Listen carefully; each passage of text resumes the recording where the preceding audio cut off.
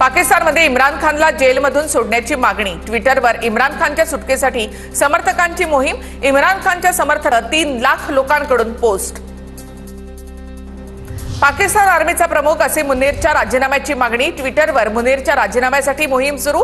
मुनीरच्या राजीनाम्याची मागणी करणाऱ्यांमध्ये इम्रान खान यांचे समर्थक। पाकिस्तानी लष्कराशी झालेल्या संघर्षानंतर इम्रान खान यांना जेलमध्ये जावं लागलं होतं। एनआयए येत्या 2 दिवसात केंद्रीय गृह मंत्रालयाकडे अहवाल सादर करणार।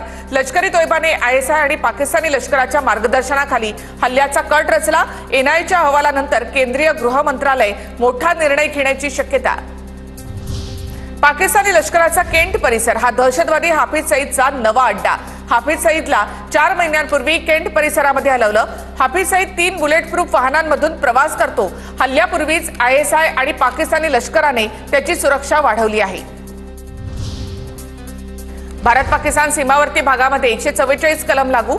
संध्याकाळी 7 ते सकाळी 7 पर्यंत घरातून येण्यास बंदी। रात्री पोलीस, बीएसएफ आणि आर्मीकडून गस्त।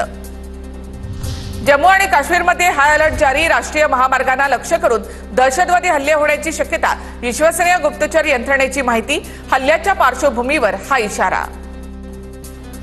आज एनआयएकडून जिओ इन्फॉर्मेशन सिस्टीमच्या मदतीने संपूर्ण बैसरन खोऱ्याची व्हिडिओग्राफी। बैसरन खोऱ्यातील भूदृश्य तसंच पायाभूत सुविधा आणि लोकसंख्या याचे नकाशे तयार करण्यासाठी GISचा वापर। त्यामुळे दहशतवाद्यांबद्दल अनेक महत्त्वाचे संकेत मिळण्याची अपेक्षा। पाकिस्तान भारताला नोटीस जारी करणार। सिंधू पाणी करार स्थगित करण्यावरून नोटीस देणार। पाकिस्तानकडून औपचारिक नोटीस पाठवली जाणार आहे। काश्मीरच्या सीमावर्ती भागामध्ये मुसळधार पाऊस। घुसखोरीची शक्यता वाढली। परिस्थिती लक्षात घेता भारतीय सैन्यानं नियंत्रण रेषेवर गस्त आणि दक्षता वाढवली।